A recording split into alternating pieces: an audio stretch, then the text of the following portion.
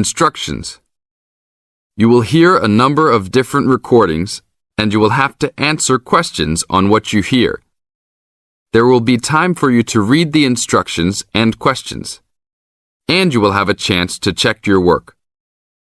All the recordings will be played once only. The test is in 4 sections. Write all of your answers in the listening question booklet. At the end of the real test, you will be given 10 minutes to transfer your answers to an answer sheet. Now turn to Section 1. You will hear a conversation between 2 students about buying a used car. First, you have some time to look at questions 1 to 6.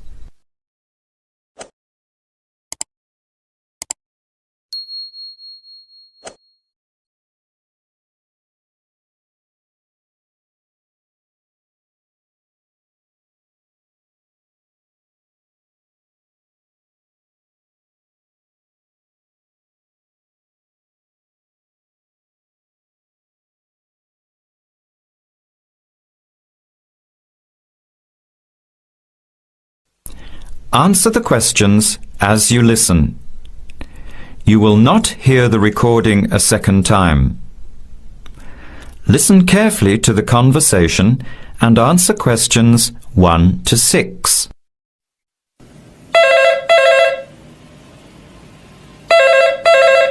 Hello. Hello. Can I speak to Eleanor, please? This is Eleanor speaking. Hi. My name is Jan. I'm calling about the car that was advertised on the notice board in the Student Union building. Is it still for sale? Yes, it is. Your ad says it's a 1985 Celica, in good condition. It's old, but it has been well looked after. My family has had the car for 10 years. I'm just the 3rd owner and my mother had it before me, so we know its history. We've got all the receipts and records. It's had regular maintenance and the brakes were done last year. It runs really well but looks its age. Why are you selling it, by the way? Well, I'm going overseas next month to study. I'll be away for at least 2 years, so I have to sell it. Unfortunately, it's been a good car. You want $1,500, is that right? I was asking $2,000, but since I need to sell it quickly, I've reduced the price. Would you like to come and take it for a drive? I don't live far from the university. Yes, I'd like to have a look. What time would suit you? Any time this evening is fine. Well, I finish classes at 6 o'clock. How about straight after that? Say 6:30? Great, I'll give you directions.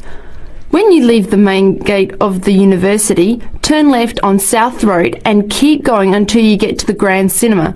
Take the first right, that's Princess Street.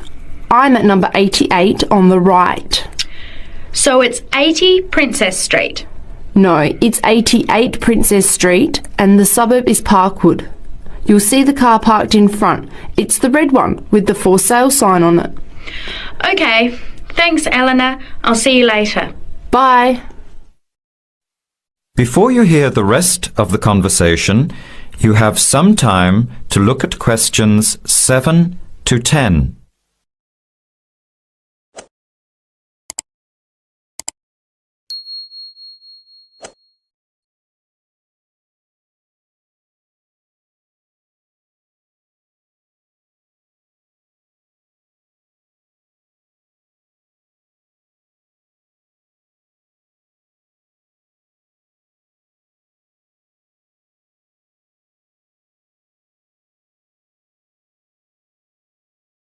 Now listen carefully and answer questions 7 to 10.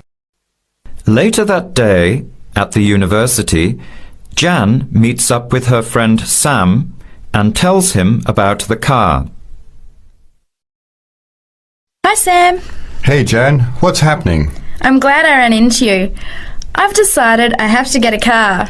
You're going to buy a car? Do you really need one? I'd probably still be driving except that my car broke down last year. Instead of getting another one, I just moved closer to the university and went back to riding a bike. Better for the environment, better for my health, and I save a lot of money. Did it really cost that much? Well, when you think of registration, insurance, rising petrol costs, parking plus maintenance and repairs, it adds up. I know it's going to be expensive, but I really need my own transportation. It takes half an hour by bus each way to university as it is. But now I'm working at night in the city. There's no way I want to hang around waiting for a bus late at night, then walk 3 blocks home alone. Hey, I think you've got a point there. So what kind of car are you looking at? It's an 85 Celica, same kind as I used to have. The owner's asking $1,500. That's pretty old. How many kilometres has it done? You know, I forgot to ask. I'll have to check tonight when I go see it. Would you be able to come with me to have a look? At about 6:30? Sure, I'll come, but I don't know a lot about cars. I do know one thing, though. I wouldn't buy an old car without having a mechanic look at it first. That's a good idea. But won't it cost a lot? Not really. You can get a check done through the Automobile Association for $80, and it comes with a report on the condition of the car. It can save you a lot of money in the long run. I'll keep that in mind. So we have to get to Parkwood at 6:30. Do you want to take the bus? It goes straight down South Road every 15 minutes. Or maybe we could walk. I don't think it's that far. Actually, I could borrow my roommate's motorbike for an hour or so. He's working all evening in the library. Do you think he'd mind? No way. He owes me a favour or two. Okay, great. See you at 6, outside the student centre.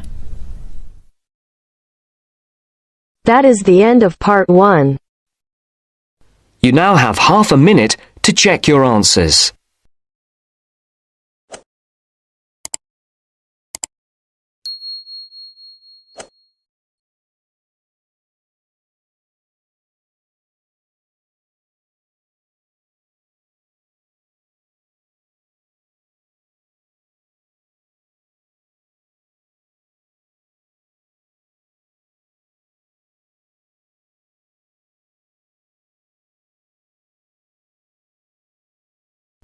Now turns to part 2.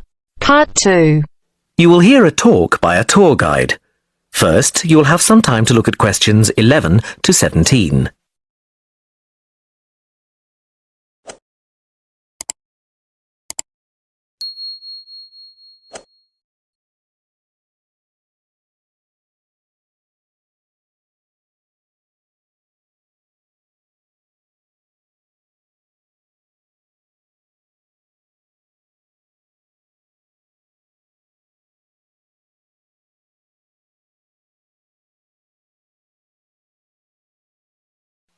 Now listen carefully and answer questions 11 to 17. Welcome to San Fernando City Tours. I'm Mark, your tour guide. We have a lot to see in 3 hours, so make sure you're comfortable. We'll be traveling into the historical district first, and then into the town center.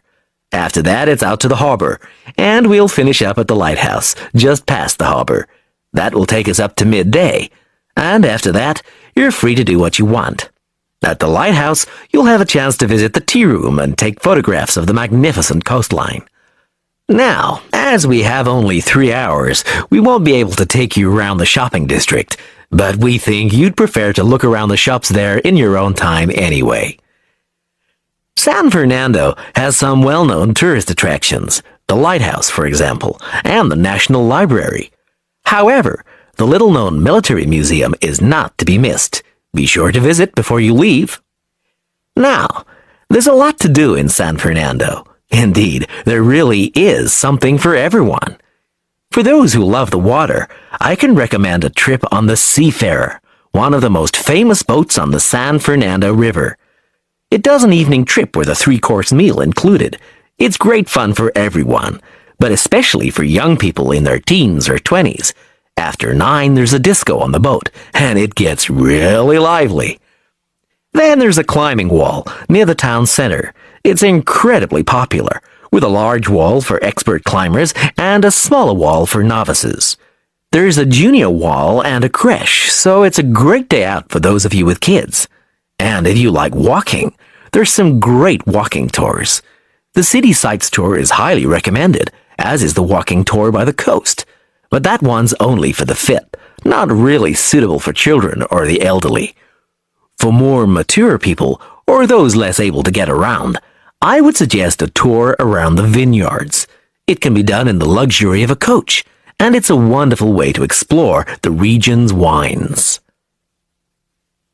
Before you hear the rest of the talk, you have some time to look at questions 18 to 20.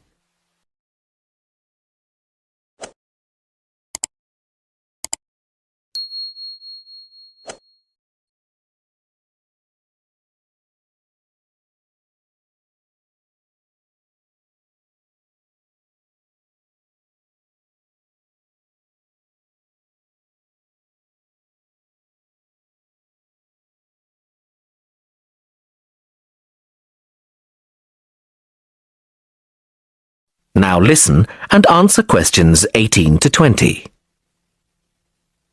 Naturally, there's a charge for all these attractions, but you can get 15% off if you have an Explorer pass. If you don't have a pass but would like one, the driver here has application forms. Just ask him for one and fill it out while on the tour. Then you hand it into the tour office. Normally, it costs $10, but this year, it's just $7. When you hand it in, you'll get your picture taken for the card on the spot, and then your card is ready to use. Remember to show it whenever you pay for anything. The discounts apply not just to tourist attractions, but some bars and restaurants. Basically, everywhere you see a red Explorer symbol. We're coming up to the historical district now. If you'd like to look at... That is the end of part 2. You now have half a minute to check your answers.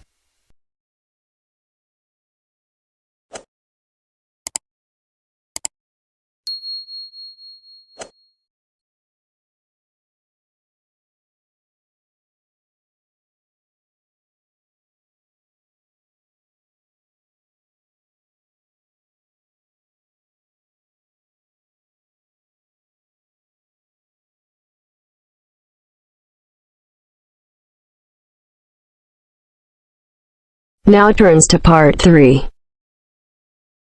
Part 3. You are going to hear a conversation between an interviewer and a professor. First, you have some time to look at questions 21 to 26.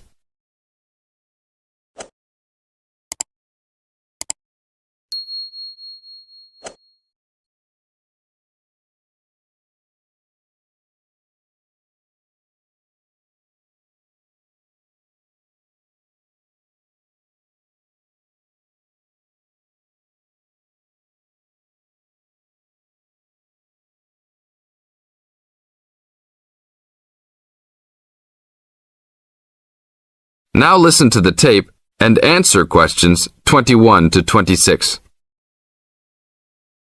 Today I'm here with Professor Nittick, who is our new university president.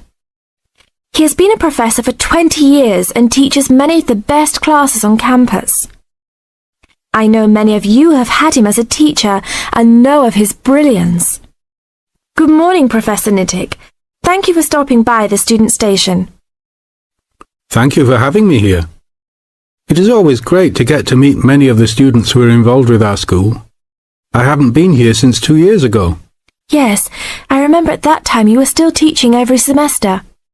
2 years later, you're only teaching every once in a while. But it seems like you are still always busy. The administration world is just as busy as the teaching world for you. How do you stay in touch with the university, even with the change in your everyday duties? I try to stay in touch with what is popular with the university students. I usually spend time with as many students as I can. They usually give me insight into what the new concerns and beliefs are for the new generation. On top of that, I try to be as youthful as I can. I consider myself to be youthful, at least for my age. So I always have a good time and try to stay young. I try my best to not just be a teacher, but also participate in university life. Interesting. So, are you still doing lots of academic work, or are you mostly concentrating on administrative affairs? Well, I mostly do administrative affairs now, But that doesn't mean that I still don't have a very deep interest in academic matters. I often visit other campuses around the world and meet other professors in my field. I learn the most by travelling and seeing the different places of the world and the different fields of thought. I even did a television programme last month in Manchester. Will you be on television any time soon then? Well, you can call the television station and see if I will be on television any time soon. Maybe I will be on the news report. I don't think it is really that significant, though. Oh, really? That sounds great. I will remember to look out for you. Let's move on. With all your busy travelling recently, how do you find time for your personal life? I try to keep my university life separate from my personal life. Sometimes it's hard to find time to just take my wife and 3 kids out for a family dinner, but usually we all manage to get together every few days. I'm taking a few weeks off next month to take my family down to South America, to Brazil for a few days. I can't wait to just sit on the beach. Wow, that sounds like a wonderful trip. Professor Nittick, could you tell the audience a little about what goes on in an average day of a university administrator? An average day? Oh, I don't think there is such thing as an average day for me. The last few weeks I've been travelling all the time. I can be in Los Angeles in the morning and in New York by the afternoon and back to Los Angeles by the evening. Sometimes I will spend the whole week at a new university, showing the new administrators the ins and outs of running a university. Sometimes I can spend the whole day in the office on the phone. So there really is no average day for me. I guess that is because I do so many different tasks. Sorry to let all the viewers down, but that is the plain truth. Now look at questions 27 to 30.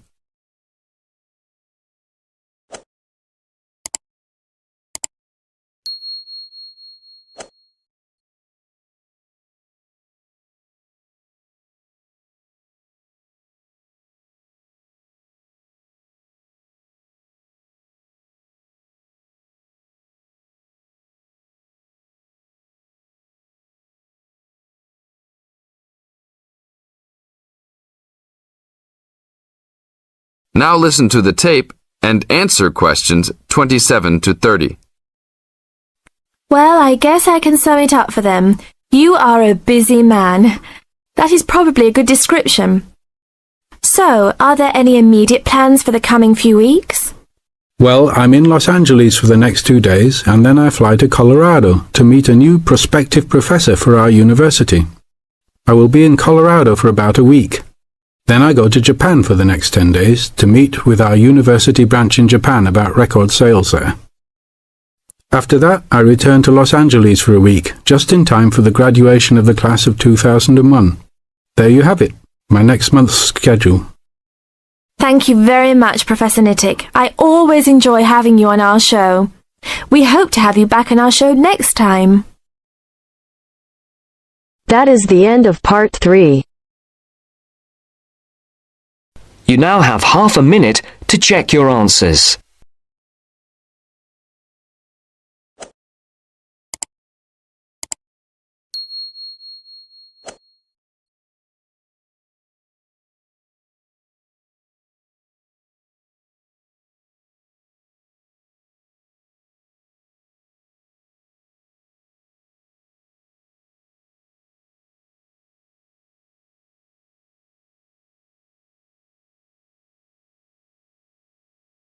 Now turns to part 4.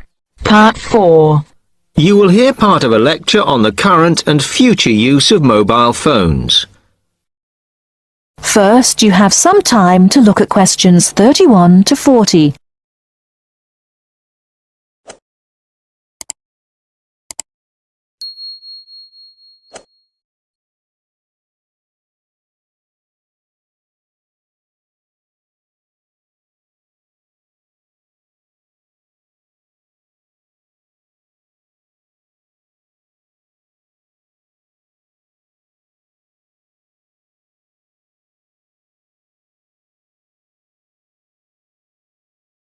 Now listen carefully and answer questions 31 to 40. Okay, now today we're looking at changes in communication. and specifically changes that have just happened or are likely to happen in the next few years. Key to this is the mobile phone, which is increasingly being seen as an all-purpose system rather than just a phone. If you only use your phone for texting and making calls now, you will be amazed at how you'll be using it in the future. The technology has been developed for a range of other uses. For example, phones could be used so that if you are meeting someone and they get lost, you could send them a map of your location to help them. This will save all those complicated explanations over the phone and our poor friends or colleagues trying to drive and find out where they are at the same time. And if you get bored waiting, or if you're traveling, for example, you will soon be able to see TV news on your phone as it is actually being broadcast. This means that you won't have to miss any of your favorites if you are away for a few days. Most people have got used to texting now, and young people send pictures to each other. But what is exciting is the possibility of putting music with them before you send them. And it's not all frivolous. Phones are going to become even more critical in business and education. Some recent developments have a highly practical usage. So, for example, as lecturers, we will be able to send everybody a text to let them know if lectures have been cancelled.